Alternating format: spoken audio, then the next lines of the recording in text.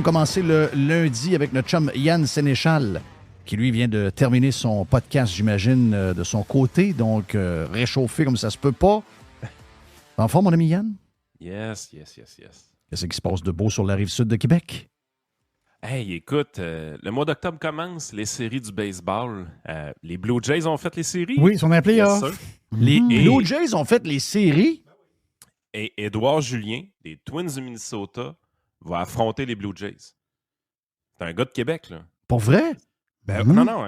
Puis il y a eu une saison incroyable, Édouard, de son côté. Vraiment un des bons frappeurs des Twins du Minnesota. Une équipe qui se fait striker à tour de bras, by the way.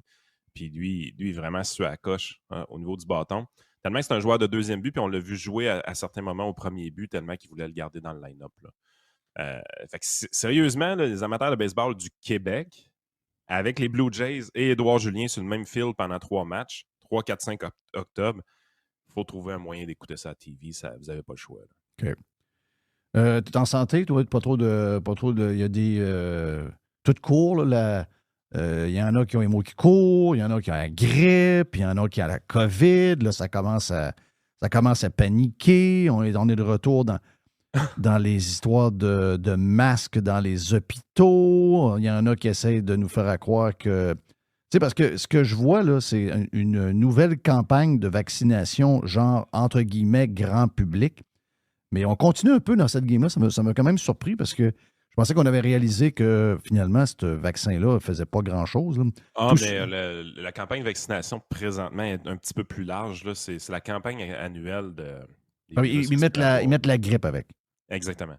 Puis ça, c'est quand même assez important, je te dirais, parce que ces virus-là de grippeau, là, en fait, enlève toute l'histoire de la COVID. Là. Un des facteurs de mortalité quand même assez important, dépassé 65-70 ans, c'était la grippe. Oui. Ben oui. Ça a toujours été. Enlève cette histoire-là de COVID, là, ça a toujours été ça. Puis dans ces âges-là, c'est des vaccins qui étaient assez importants. Puis je ne sais pas si tu te rappelles de 2015, c'est des chiffres qu'on sortait du temps de la COVID, évidemment. 2015 qui avait été une mauvaise année. On avait passé un peu à côté du vaccin de la grippe. Oui. Les souches qu'on avait mis dedans, finalement, ça n'avait pas été bonne. Tu sais, des patterns qu'ils font là, à simplifier, là, c'est qu'ils regardent ce qui se passe un peu en Australie. Ils se doutent un peu ça va être quel genre de souche qu'on va avoir. Puis ils construisent le vaccin nord-américain avec ce qui s'est passé en Australie. Mais c'est quand même surprenant de voir. Je suis quand même un peu surpris de voir que, tu sais, on le sait, là. On sait, tu es malade, tu fais le pas, puis on sait ce que c'est. Mais, tu sais, c'est parce que je lisais ce matin quelqu'un de la presse, c'est toi qui me l'as envoyé, Jerry, qui disait hey, là, les tests, ça coûte cher, là. Il faut que le gouvernement fasse quelque chose, là, 45$ pour 4 tests. Puisqu'il est habitué d'avoir des boîtes gratis. Oui, mais. Les tests COVID. Mais je veux juste savoir pourquoi ils ont besoin je sais pas. de savoir qu'ils ont la COVID. Ils sont malades, puis ils ne mourront pas. C'est juste ça que. Ça, on le sait, là. Je veux dire, l'histoire nous l'a montré. Mais comme.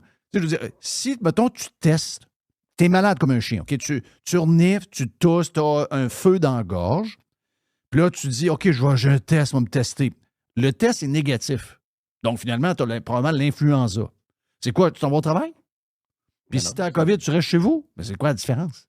Il n'y en a pas. Moi, je ne vois pas l'intérêt de me tester COVID, honnêtement. Mais je ne comprends pas l'histoire de tester, c'est le bout. Puis même la même chose aussi un peu pour que les gens, que les personnes âgées veulent se rassurer puis prennent un genre de vaccin qui leur donne l'impression. Mais c'est parce que les gens qui nous expriment sur les réseaux sociaux qui sont malades de la COVID parce qu'ils veulent nous montrer que ça existe encore, c'est des gens qui sont vaccinés 4 et 5 fois. Donc, ça fonctionne même moins bien que ce que tu viens de décrire. Tu sais, là, il y a des années où on l'a échappé avec l'influenza, mais il y a des années où on est à 75, 80, 85 où ça va bien. Celui-là, à date, on l'a vu, là, on s'appelle, je vais toujours prendre le même exemple. Décembre 2021, janvier 2022, tous les Québécois ont des masques. 31 décembre, enfermés dans la maison. Et en plus, tout le monde vacciné ou presque. Le 21 janvier, décompte de la santé publique, 3 500 000 Québécois ont attrapé la COVID en 3 semaines. Oui, puis ça, je l'ai déjà dit un peu, il y a un des bugs qu'on a, c'est le système. On a tout acheté les vaccins d'avance.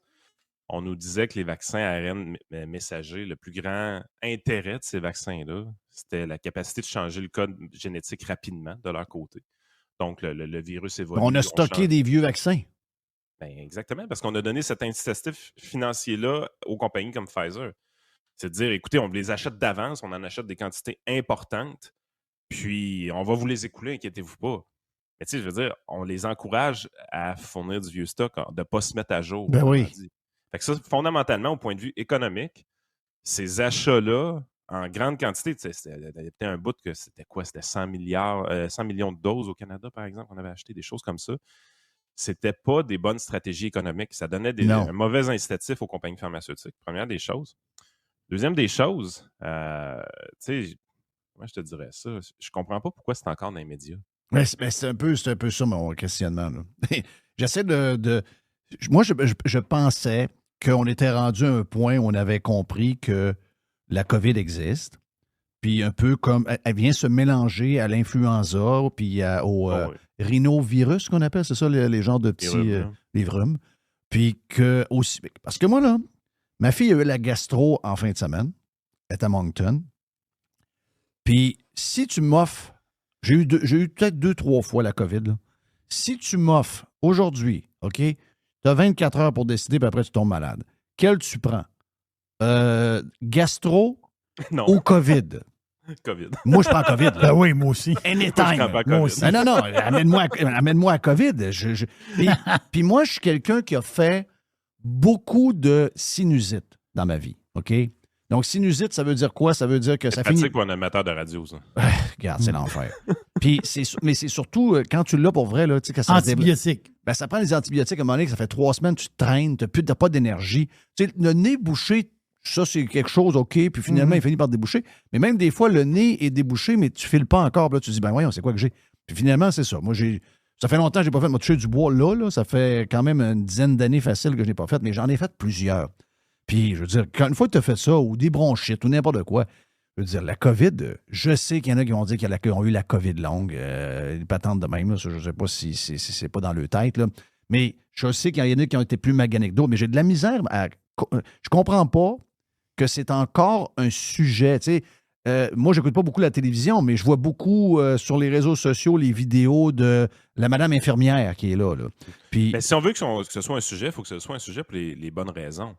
Je ne sais pas si tu te rappelles, à un moment donné, on était tombé, quand on faisait beaucoup d'émissions par rapport à COVID à l'époque, on était tombé sur des documents qui nous disaient qu'avec l'évolution du vieillissement de la population, ce qu'on vivait là, avec la COVID dans les hôpitaux à ce moment-là, en 2021, c'était essentiellement ce qu'on allait vivre 10 ans plus tard avec l'influenza seulement. Oui. Parce que l'influenza causait une quantité importante d'hospitalisation à chaque année. Mettait de la pression énormément sur le système de santé, surtout au mois de janvier principalement. C'était les gros mois d'influenza. Mais ça allait aller en augmentant. Donc, c'était un avant-goût. Ce qu'on vivait en 2021, un genre de pratique. C'est vraiment la pratique de ce que ça va être dans 10 ans juste pour l'influenza. Mm-hmm. Si vous voulez continuer en parler, c'est de cette façon-là. C'est qu'est-ce qu'on a fait dans le système de santé actuellement pour nous préparer à ces augmentations-là de chiffres du côté influenza et plus COVID qui n'est pas parti et qui ne partira jamais. Puis la réponse, on la connaît tous. Là. On sait qu'ils n'ont rien fait. Là. On sait qu'ils ne sont pas prêts à ces augmentations-là. Là. Parce que les chiffres de vieux, là, j'ai ça, je pense que c'est dans la presse plus de ce matin, je l'ai quelque part, je vais te sortir ça. Les chiffres de vieux, c'est 85 ans et plus. C'est malade, là. Le nombre, c'est complètement sauté. Es-tu quelque part, là? En tout cas, je l'ai quelque part. Je pense que c'est 4 fois plus. Dans les prochaines années, il va y avoir 4 fois plus de gens de 85 ans qu'on en a actuellement. C'est capoté, là. Mais non, c'est une pression sur un système défaillant qui est énorme, puis on les connaît, les failles du système. Je l'ai, le chiffre. Donc, en 2021, il y a 227 531 personnes de 85 ans et plus, donc 227 000. Et en 2051, il y aura 726 000 personnes de 85 ans et plus. On n'est pas prêt à ça, Jeff. My God! Je vais être là-dedans, moi. Hein? Ben moi aussi, je vais être là-dedans. En 2051, moi, je vais avoir 86. OK, donc moi, je vais être à 83. Ouais, c'est ça. OK. Moi, je suis dedans. Hey, mais on n'est pas prêt à ça, là. Mais moi, je ne serai plus là, mais je veux dire, il y a une gang qui vont être là. Il y a une gang qui va être là. Ouais, tu peux être tannant un bout, toi. Tu penses que je vais être tannant? Bah oui, tu vas être tannant. OK, un bout. c'est bon. Ben oui, tu vas être tannant un bout. Je vous coûterai pas cher. Non, je sais.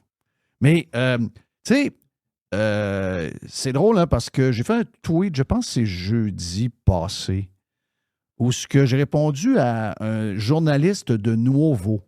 Je ne sais pas si on dit nouveau, là. Mais on me dit que c'est un ancien gars du Soleil. Puis, tu sais, lui, il a fait le constat, parce que si on veut parler de COVID, on peut en parler, on peut essayer de se rappeler ce qu'on a fait, puis tout ce qu'on vit actuellement. C'est parce que là, ce n'est que des reportages en ce moment dans les journaux sur comment ça va mal dans le monde, incluant notre chum David Descoteaux qui fait un excellent texte ce matin dans le Journal de Montréal. Mais là, on est sur le constat. Puis là, ben, lui, il a mis une vidéo, il a passé en avant de la bouchée généreuse, puis pas loin du centre Vidéotron. Puis là, il y a des gens, que ça finit plus, il y a du monde, il y a du monde, il y a du monde. Et là, lui, ça il transperce le cœur, puis avec raison, ça nous vire tout à l'envers. Mais là, C'est j'ai Mathieu juste Boivin, rappelé. tu parles, hein. Comment? Mathieu Boivin, je pense. Exact, Mathieu Boivin, que je ne connais pas personnellement, puis que je ne peux pas vous dire si.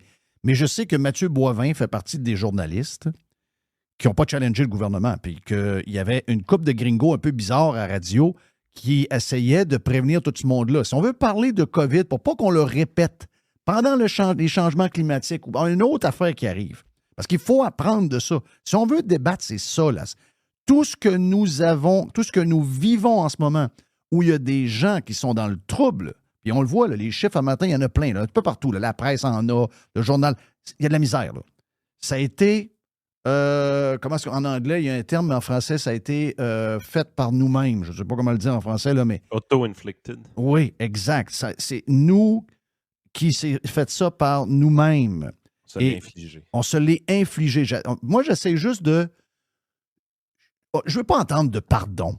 Je n'ai pas nécessairement... Le pardon, ça ne change rien. Ça ne change rien. C'est juste j'aimerais ça qu'on me garantisse qu'à l'avenir, que ce soit pour les changements climatiques ou pour autre chose de semblable à la COVID, on ne fera plus jamais une chose comme ça. Ça n'arrivera pas, Jeff. Tu as la preuve un peu avec Éric Girard vendredi.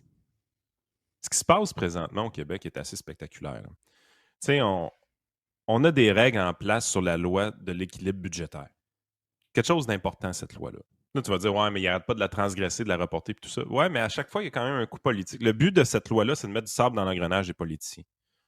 Les politiciens, s'ils veulent faire un déficit dans un budget, ils doivent revenir à l'équilibre budgétaire en dedans de 5 ans. S'ils ne sont pas capables, il faut qu'ils suspendent la loi. Puis suspendre la loi, ben, tu en payes un prix politique d'une certaine façon.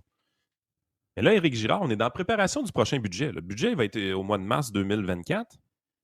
Soyez sûr d'une chose, il est en train de préparer ça tout de suite. Là. Lui, dans son budget 2023, il revenait à l'équilibre budgétaire dans son budget.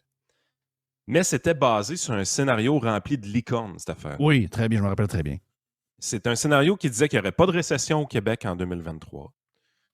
Et il disait également que les taux d'intérêt allaient recommencer à descendre. Deux choses qui sont peut-être probables, mais quand même hautement improbables. Dans le sens que s'il y a une récession, oui, les taux vont baisser. Mais il y a récession. Et s'il n'y a pas de récession, c'est parce que l'inflation a continué, puis les taux, ils ne baisseront pas. Ils ne s'enlignent pas pour baisser en 2023, les taux. Non. Fait que là, présentement, il était squeezé dans le budget. Mais là, avec la fin de semaine qu'on vient d'avoir, la semaine d'annonce de Fitzgibbon qui est hors de contrôle, puis François Legault qui est hors de contrôle. Sacrement, moi, ça me fait capoter, ça, Yann. Sérieux, ça me fait capoter. Éric Girard, là, les chiffres, ils ne rentrent pas dans son budget. Hey. Il est sorti vendredi après-midi. On était tous les pieds sur le pouf avec notre bière dans les mains. Là. Il est sorti vendredi après-midi nous dire qu'il allait moderniser la loi sur l'équilibre budgétaire. Ça veut dire que le budget qu'il prépare pour 2024, il ne marche pas. Là. Il n'y a rien qui marche présentement dans les chiffres au Québec. OK. Ils vont faire comme ils ont fait pour le BAP avec l'usine de partie de batterie qu'ils vont faire. Oui. Le BAP, c'est important, mais pour l'usine de batterie, c'est... Juste avant la conférence, on va changer un chiffre. On change cathode, je ne sais pas trop quoi. Là. Au lieu d'être 50 000, c'est rendu 60 000. Puis comme par hasard, l'usine, c'est 56 000. Là. Ah non, c'est du monde très spécial. Là. Ben, puis tu sais, il commence à jouer avec beaucoup d'argent et pas diversifié 2 secondes. Là. C'est des gros montants d'argent à une seule entreprise. C'est une start-up, Nordvolt. Là. Oui. C'est une fucking start-up suédoise. Là. T'es dans les finances. J'ai pas vu qui est embarqué là-dedans, mais je sais que la Caisse de dépôt a décidé de ne pas embarquer là-dedans. Parce que, tu sais... Donc, la Caisse de dépôt... Ben là, la Caisse de dépôt a dit, mais moi, j'ai des actifs qui vont... faut que j'aie des résultats pour payer le monde qui sont là. Donc, elle, ça y prend des vraies affaires. Ça y prend pas le moins de risques possible. Donc, elle a dit, moi, je me tasse de là. Il y a des gros joueurs qui sont plus à risque que d'autres sur les marchés. Là. Les Sequoia Capital de ce monde, puis tous ces groupes semblables-là. Je nomme celui-là parce que c'est le plus connu. Là. Mais les Black Rocks. Moi, quand une entreprise fait le tour de tout le monde, puis le seul moyen que cette entreprise-là soit capable de ramasser de l'argent, c'est de l'argent des gouvernements. Puis j'ai vu que Guy Bolduc en Espagne nous a montré que l'Espagne a embarqué dans un projet semblable de même nombre de jobs, mais ils ont mis 90 millions d'euros au lieu d'en mettre 7 milliards, ou 6, je ne sais pas trop quoi. Là. Donc, il y a des gens quelque part qui ont l'air à trouver que c'est un peu risqué. Tu sais, je parlais avec quelqu'un qui est impliqué en fin de semaine un peu dans ce domaine-là, puis il dit, c'est parce que ça va tellement vite, la techno, il dit, tu sais, il dit, t'es un maniaque de F1. Ben oui, il dit, t'es un maniaque de F1. Tu sais comment la F1 change. Puis il dit, ils ne sont pas nombreux là, dans le domaine de la F1, le nombre d'ingénieurs. Ils sont peut-être 1000 au total. Là.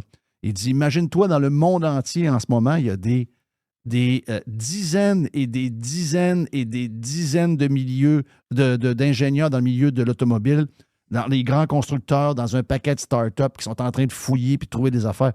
Il dit ça, là. Leur produit peut être obsolète de même, là, comme ça. Là. C'est épeurant, ça? Ben oui, c'est épeurant. C'est des histoires qui sont déjà arrivées. Je pense que c'est Magnolia au Québec. Oui, Magnolia. Exact. Magnésium. On nous dit, avec l'électricité qu'on a, avec les réserves qu'on a, écoute, on va produire du magnésium ici comme nulle part ailleurs dans le monde. Ça va être moins cher que partout dans le monde. Ça va être incroyable.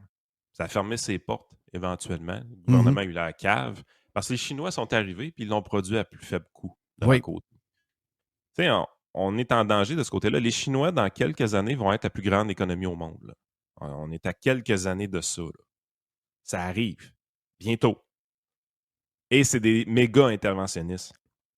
S'ils décident de nous voler cette business-là, ils sont capables de le faire en claquant des doigts. Là. C'est super facile à faire. Ben, les autres, en plus qu'eux autres copient tout le monde. Là. La technologie est super facile à remplacer. Oui. Mais moi, c'est inconcevable qu'un projet d'infrastructure de cette ampleur-là soit financé à 40 % par le gouvernement et qu'on ne soit pas actionnaire. Ça, c'est encore pire. Là. C'est vraiment de la subvention directe, mais on n'est pas actionnaire. Ben, on serait actionnaire dedans, mais on n'a pas la valeur de l'entreprise. Ben. On ne sait pas la partie qu'on a par rapport à ce que ça vaut. C'est peut-être des pinottes, là. Non, mais tu sais, ce qui arrive, c'est qu'on donne de la subvention. Mais oui, je sais. Si tu donnes 7 milliards puis tu dis on a 40 % des parts de l'entreprise, c'est un autre game. Là. Tu dis OK, là, il y a ils peut-être veulent une s'en analyse aller à en faire. bourse, c'est ça. Si ça va en bourse, ça explose, peut-être qu'on va faire 2 milliards avec. Là, c'est de l'argent donné. Les subventions qu'on veut donner à production, c'est de l'argent donné. Oui. Là, tu dis, voyons, vous tomber sur la tête. Le gouvernement nous dit qu'en dedans de 13 ans, il va recouper son argent. Ça, c'est ce qu'il nous dit. Mais Christy de Poffin à Legault, là, qui en plus rajoute toutes sortes d'affaires pendant cette conférence de presse-là, continue à mentir sur le troisième lien dans la même conférence. Carrément. C'est un menteur. Ce gars-là, le gars... Finalement, Québécois redevient journaliste et n'en parle. Ben là, c'est parce qu'ils sont rendus pro-PQ, eux autres-là. Ils sont tournés avec le PQ. Ces autres sont pas suivables. Mais lui, là, il est allé dire, ben garde, parce qu'il y a des gens qui ont dit, ouais, mais il y a plein... On n'a pas les routes pour cette entreprise-là. 2, il y a la phase 2 va être sur des terres agricoles. Là, le BAP, ça a l'air que vous avez arrangé quelque chose. Il n'y a pas de logement dans le coin. Puis on n'a pas de main-d'œuvre. Mais là, lui, ce qu'il dit, c'est carrément aller voler des travailleurs dans les PME. C'est ça qu'il veut faire. Donc, des gens qui ont des petites PME depuis 10, 15, 20 ans, qui travaillent fort, qui travaillent des heures incalculables, puis qui réussissent des fois à se clairer un petit profit, puis qui donnent des salaires décents à des employés qui, eux, payent des impôts au gouvernement. Le propriétaire de la business, si ça va bien, lui aussi fait des impôts via son entreprise, paie des impôts personnels avec avec tout ce qui se prend, soit en salaire ou en dividende, peu importe. Et là, après toutes ces années-là, 25, 30 ans à travailler comme un fou, Là, le premier ministre lui dit, bon, tu regarde, s'il paye 22$, puis il n'est pas bon, ben, nous autres, on va le chercher à 30-35$, puis on le met dans l'usine, puis lui, il s'organisera. Puis moi, ce qui me fait le plus peur là-dedans, c'est pas nécessairement le deal qu'on vient d'annoncer. Il y a de quoi de pire derrière ça. On a tous un biais cognitif, puis les politiciens l'ont encore plus que nous, qui est vraiment déplaisant, qui s'appelle le sunk cost fallacy. Donc, tu as investi dans un projet et tu as surinvesti là-dedans. Tu es pogné avec l'obligation que ça marche. Tu es fourré. Ça ne peut pas marcher. Oui. C'est ça qui fait qu'éventuellement, quand ça ne marche pas, on remet du cash éventuellement et on va même jusqu'à modifier des législations. C'est arrivé avec Lyon Électrique, cette affaire-là. Oui. Lyon Électrique, on l'a subventionné. Ça s'est mis à aller tout croche en bourse. On l'a vu, c'est 88 de perte. Là. Puis éventuellement, le gouvernement a prêté de l'argent. Ah, c'est pas une subvention, c'est un prêt. Ben oui, Chris. La compagnie va pas bien. Elle n'est pas capable de faire des profits. Ça peut finir en subvention, cette Ben affaire-là. oui, ce ne sera pas un prêt remboursé. Fait que, deuxième étape. Troisième étape, comment qu'on pourrait faire avec le bras du gouvernement pour venir aider cette compagnie-là? On pourrait peut-être tuer sa compétition. Rappelez-vous ce qui est arrivé avec les autobus Thomas puis Girardin. Ils en fabriquaient déjà des autobus électriques. Oui. Mais ils ont passé une loi qui disait qu'on donnait une subvention de 150 000 aux gens qui achetaient des autobus électriques, à condition que l'autobus soit fabriqué au Québec avec des pièces québécoises. Ça assied 2 jambes des compétiteurs de Lyon Électrique. C'est une catastrophe, ça. Oui. Ben, c'est une chance qu'ils ont l'extérieur parce que c'est qui a mangé avec le boss de. Je pense que c'est Dodu. Dodu a mangé, donc, de sa famille. Il est lié par la patte gauche avec le propriétaire de l'entreprise. Le propriétaire de l'entreprise fait de la business maintenant uniquement hors Québec. Puis les coûts on s'entend qu'un autobus à batterie, ça ne peut pas marcher. Les coûts versus, ça n'a aucun sens. Comment on finit par payer tout ça? Les commissions scolaires, je comprends que ça va arriver de l'argent par des subventions, mais c'est des projets de fous. C'est fou. Non, c'est loin d'être rentable. Puis c'est ça, donc on s'en va dans des patentes de même. Puis comme tu le dis, on est pogné dans un carcan où on est obligé de réussir. Puis là, ben, on invente des règles, puis on twist des affaires. Puis je vais te dire, je l'ai déjà écrit, moi le réécrit encore, moi le dire encore. Des fois, là, écoute, quand t'es dans la bonne gang, t'es chanceux parce que les chèques revolent en sacrament. Mais quand on regarde ça de loin, t'es pas dans le party, là. On a l'impression que c'est du monde vraiment croche qui est en train de. Des voleurs. Tu sais, je veux dire, c'est notre argent. Un vol en plein jeu. C'est un vol. Moi, là, je dis, j'ai appris depuis que je suis jeune que les méchants, il y a 4-5 gangs. Le cartel mexicain, la mafia italienne, les Hells Angels, puis les gangs de rue. Ça, là, ça a l'air que c'est l'enfer. Excusez-moi, là. Moi, il n'y a pas une de ces gangs-là. Je vais toucher du bois, j'ai pas d'enfants qui consomment rien. Ils ne m'ont pas dérangé. Jamais ils sont venus chez nous pour me demander une scène. Mais moi, dans la gang, je rajoute les gouvernements. Là. Hey, parce que ça, c'est du vol. Là. Ça, c'est carrément du vol. Chris, on travaille fort. On travaille fort. Puis si ça marchait, on le saurait. 34 des subventions aux entreprises au pays sont données au Québec. Notre économie représente 20 du PIB canadien. On donne 34 des subventions. Voilà. Pourquoi on n'est pas la numéro 1 au pays si les subventions, c'était efficace? Plus on subventionne, moins qu'on est bon parmi nos pairs. Ben oui. Parce que le marché est plus efficace que des politiciens pour savoir c'est qui les bonnes entreprises qui allouent bien leurs ressources, tout simplement. Puis une chose que les gens ont de la misère à comprendre, une entreprise, là, t'en as une, Jeff, t'as des idées plein la tête. La tête pleine d'idées, plutôt. T'en as des idées que tu aimerais développer pour tes pirates, puis pour le podcasting, puis ces affaires-là. Mais tu as une quantité de temps et d'argent limitée. Tu ne développes que les projets qui sont réellement rentables. Oui. Si je te donne une subvention de 200 000 pour un projet un peu loufoque, puis que tu le réalises, est-ce que réellement tu l'aurais fait sans cette subvention-là? La réponse est probablement non. Quand on subventionne trop les entreprises, ce que ça fait, c'est que les entreprises se mettent à développer des projets que normalement le marché ne considérerait pas rentables. Exact. C'est une mauvaise allocation des ressources. Voilà. On emploie des personnes à faire des choses non productives. Mm-hmm. On est allé têter en fin de semaine. Vous allez dire que je suis en train de tout relier des affaires qui ne sont pas reliées, mais vous allez comprendre l'idée. On est allé têter dans une grande série de reportages chez Le Devoir des subventions pour les podcasteurs au Québec. on expliquait comment que c'était vraiment difficile de faire de l'argent au Québec. Puis là, on nous donnait de l'exemple de plein de podcasteurs qui n'étaient pas capables de faire suffisamment de revenus.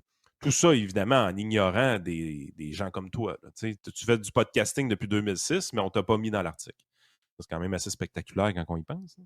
Oui, mais en même temps, c'est prévisible. Très prévisible. Oui. Il n'y a pas de surprise. Mais là, on est en train de vouloir financer des gens pour un passe-temps. Il n'est pas bon. c'est ça, c'est un passe-temps. C'est comme si tu voulais payer des salaires de joueurs de hockey à des joueurs de ligue de garage. Carrément. Voyons. Tu sais, je veux dire, tant mieux s'il y a plein de podcasts. Moi, je suis content de voir que l'industrie du podcast se porte bien, puis il y en a plein qui en font. Il en manque pas, puis bravo. Je veux dire, dans n'importe quel domaine, c'est ça. Il y en a qui le font pour vrai, puis il y en a d'autres qui le font comme hobby. C'est ça. Il y a des fermettes, puis il y a des vrais fermiers. Puis il y a des gens qui ont un chien à la maison. À un moment donné, je veux dire, il faut savoir quitter. Nous autres, on fait ça pour vrai. On a des salaires, puis c'est ça. On vit de cette business-là. Donc, puis on a nos bebelles à s'occuper, tout ça. Oui, moi, si je vais dire de quoi? Si quelqu'un me disait, hey, Jeff, ça tenterait-tu pour ton développement d'avoir effectivement une subvention de 200 000? Je dirais pas non, mais sais-tu quoi? Je n'ai pas besoin. Puis, comme tu viens de dire. Des conditions, ça, là. Non, c'est ça. Puis, comme tu viens de dire, c'est probablement que je ferais de quoi qui n'est pas si important que ça. Je me trouverais cow-boy un peu plus.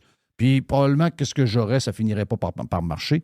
Parce que les vraies affaires qui marchent, c'est les affaires que tu as tes chenolles sa chaise ou sa table, puis que tu prends des risques. C'est là où tout est réfléchi par 25 fois parce que tu n'as pas le moyen d'en perdre beaucoup. Puis, c'est de même que ça marche. Donc, quand il va arriver quoi si subventionne n'est pas bon, tu penses? Il va arriver plein de pas bons. Ben oui. L'autre affaire, c'est que. Cube Radio puis Audio de Radio-Canada, c'était qu'eux autres qui étaient cités dans leur série de reportages. Ça va être les premiers subventionnés de la gamme. Ben oui. Ben oui, c'est sûr. Là, c'est quoi l'histoire du CRTC qui demande au... c'est quoi la patente, là? Le CRTC veut... Parce que là, ça fait le tour. Elon Musk a dit que le Canada, c'est vraiment un pays qui est en perdition. Un peu partout, les gens capotent sur le côté totalitaire de Trudeau, qui semble-t-il... En tout cas, moi, je ne le connais pas personnellement, mais de ce que j'ai pu lire dans le National Post, il y aurait cette tendance-là. C'est un control freak, et ça irait dans cette lignée-là. Mais là, je vois que c'est des entreprises, puis peu importe que c'est qui, là, moi c'est non, là, mais je veux dire, c'est des entreprises de 10 millions et plus de revenus. Ça veut dire, il veut voir qui là-dedans? Il veut viser les compagnies extérieures? Qu'est-ce qu'il veut dans les faits? Ben, ce qu'on demande réellement est bénin. C'est 11, pour l'instant, c'est très bénin. C'est juste la tendance qui effraie tout le monde. Parce qu'en réalité, ce qu'on veut, c'est que les plateformes de streaming, pas les podcasters, les plateformes de podcast, donc YouTube, Spotify, nommez-les, il y en a plein.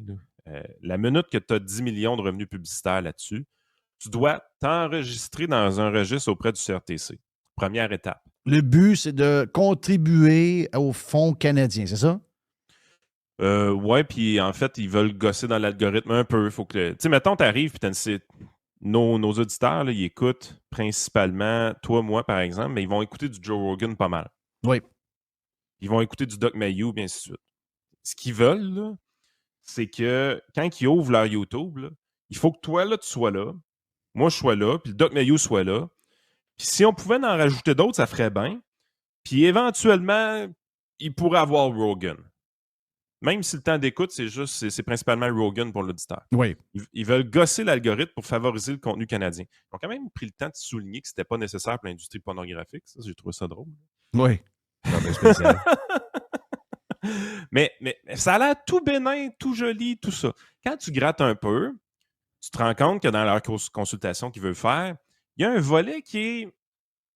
On veut aussi demander l'opinion des gens pour améliorer la sécurité des consommateurs sur le web. Fait que là, il y a une petite boîte de Pandore qui s'ouvre là. Puis quand on dit qu'on veut améliorer l'algorithme pour les producteurs canadiens, on rajoute également les producteurs autochtones. Ouais. Fait que tu vois tout de suite les petites tendances. Il y a comme quelqu'un qui se cache derrière ça puis qui pointe le nez à des petits moments dans ces consultations-là, mais on sait où ils veulent aller. Écoute, ils veulent légiférer une des industries les plus libres au monde. Oui, c'est ça. C'est carrément ça. Quand tu veux faire du podcasting, c'est quoi la barrière à l'entrée? Ma caméra web, là, elle m'a coûté 150$. Mon micro m'a coûté 200$. D'un coup, j'ai payé ça. Là. C'est tout ce que j'avais besoin pour mettre de quoi en ligne. Là. Oui. Ça ne coûte pas plus cher que Ce ça. qui coûtait 100 000 il n'y a pas longtemps. Là. Ce qui coûtait, il y a 25 ans, 100 000$ broadcaster. Là. Aucune barrière à l'entrée. Parle à n'importe quel économiste. Les marchés les plus beaux au monde, les marchés les plus libres au monde sont des marchés avec une petite barrière à l'entrée. C'est le cas du podcasting. C'est un marché qui s'ouvre à l'international également. Si tu veux, tu peux avoir un succès international, même en français. C'est possible pour toi de débloquer le marché de la France qui est 65 millions de personnes. Oui, mais ça les dérange, sérieux. Là. Les vrais, ceux qui jasent pour vrai maintenant sont en podcasting, ne sont plus dans les stations de radio, on s'entend. Là. Les stations de radio, c'est maintenant un peu de gens inconnus, payés pas cher pour parler de toutes sortes de sujets. Qui rient beaucoup, beaucoup, beaucoup, puis qui crient beaucoup, beaucoup, beaucoup. Puis tous ceux qui sont ce qu'on appelle les brasseux de marde, ben eux autres, ceux qui dérangent, sont rendus en podcast. C'est ça qui est tanne. Ils ont réussi à mettre à jour le FM, le AM pour commencer il y a plusieurs années. Le FM est mis maintenant. Puis ils se sont assurés que tous les boss de FM, tous des mous. Puis là, maintenant, ils veulent essayer de casser le podcasting. Mais est-ce qu'ils veulent... ça commence tranquillement, mais est-ce qu'ils veulent, au bout de ça, faire la sale job par les firmes? Exemple, les plaintes rentrent au CRTC. Le CRTC parle avec Spotify. Ils vont dire, on a beaucoup de plaintes là, sur Monsieur X, Monsieur là, de tel podcast. Là, Spotify va dire, ben là, on est pogné que ce gars-là, là, regarde, toi et toi, on t'enlève.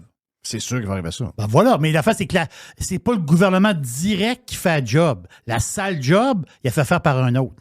Ouais. Ben oui. Et là, l'histoire. On dit que c'est pour protéger le public. Oh, ouais. Depuis quand le public demande à être protégé sur Internet? Puis c'est pas grave parce qu'on réussira ultimement. Moi, avant, c'est moi qui se hostais soi-même. Tu sais, j'avais même on se hostait nous autres mêmes. Donc, on est capable de le faire encore aujourd'hui. Il y a Adam Curry, l'ancien de MTV, qui est souvent justement avec Joe Rogan, qui a sa propre plateforme un peu à la Spotify, justement pour des genres de podcasts où ce que le monde sait qu'ils vont se faire écœurer, donc ils sont protégés de ça. C'est juste que, mettons, regarde, moi, là, vous savez, des fois, vous entendez le live, des fois, il y a des places qu'on a disponibles, dépendamment d'où vous êtes, puis la publicité est fournie par Spotify. Donc, si je m'en vais avec Adam Curry puis je peux que Spotify, je perds des milliers de dollars par mois juste de pubs que je ne vends pas, qui vont vendre mes invendus. Donc, il y a une réalité économique derrière ça. Donc, c'est quand même assez dangereux, là, je veux dire, très dangereux. Est-ce qu'ils sont en train, disons-le aussi ouvertement, là, est-ce qu'ils sont en train d'essayer d'aller chercher Peterson? Tu parles de Jordan? Non, mais je sais, mais qui va le chercher? Le gouvernement, dans le sens que... C'est pour lui. Tu penses que c'est pour lui spécifiquement? Mettons-nous dans le pot d'un Canadien anglais. Là. Jordan Peterson est un pain in the ass au Canada anglais pour bien du monde. Il est un peu protégé parce que justement, il est chez Daily Wire. Oui. Tu auras beau mettre toutes les législations que tu veux à Spotify et YouTube, il va toujours être chez Daily Wire. Donc, est-ce qu'on met la table pour aller chercher Peterson là, éventuellement? Est-ce qu'on veut forcer Shapiro à s'inscrire au registre du CRTC? C'est-tu tout ça, cette mascarade-là, en bout de ligne? Parce que, tu sais, on peut bien parler dans le contexte québécois, mais soyons francs et honnêtes. Là. Non, il y a un Canadien qui fait chier bien du monde. Là. Oh, oui. C'est une des plus grandes stars. C'est une des plus grandes stars mondiales. C'est une méga star, Peterson. Là. Vraiment. Là. Puis, il dérange beaucoup la gang de libéraux. Beaucoup, beaucoup, beaucoup, beaucoup. Non, c'est... Non, il y a un plan derrière ça. C'est sûr que c'est pas nous autres, là. Tu sais, je veux dire, nous autres, le Québec, la parle français, tu sais, la fois de rien. Ça les dérange zéro. Mais c'est parce que Peterson, lui, il y a beaucoup de... probablement que 3/4 de... C'est pas 90% de son écoute est US. Puis le Canada paraît mal des fois à cause de lui. C'est ça, exactement, voilà. Mais là, ils ont Elon Musk quand même sur le dos, là, qui fait des tweets en pleine nuit sur le Canada à tout bout de champ. Y a-tu du monde qui va allumer, là, que ça va pas, là? Mais moi, ce qui me fait capoter, c'est quand on parle de ça, Jeff, là, les gens disent, voyons donc, vous avez donc même pas rapport parce que c'est bénin ce qui est présenté. C'est un enregistrement. On veut juste savoir ton nom dans un registre. Ça, c'était... Non. Quand tu commences là, ça finit jamais. Hey. On n'a pas appris. Non, moi, je le sais. Moi, je sais comment ça marche, là. Comment, là? Moi, je sais exactement comment ça marche avec le CRTC et le gouvernement. Je sais toute mais la patente. c'est juste un masque. C'est juste temporaire. Ouais, c'est juste un petit Oui, couvre-feu. ils peuvent aller chier, eux autres. OK? C'est juste un petit couvre-feu. Mais justement, c'est de même que ça se perd des droits. Puis le plus capoté, c'est qu'il y a plein de monde de même. Il y a plein de monde que ça ne le dérange pas. Ouais, c'est quoi? Tant qu'ils ne sont pas touchés personnels par une patente, il n'y a rien qui les dérange. Bon, tu chiales encore, là. T'es pas content, là. Oh, regarde. Fuck them. Thank you, man. Yes. Yann Sénéchal, votre conseiller.net également avec Frank en podcast.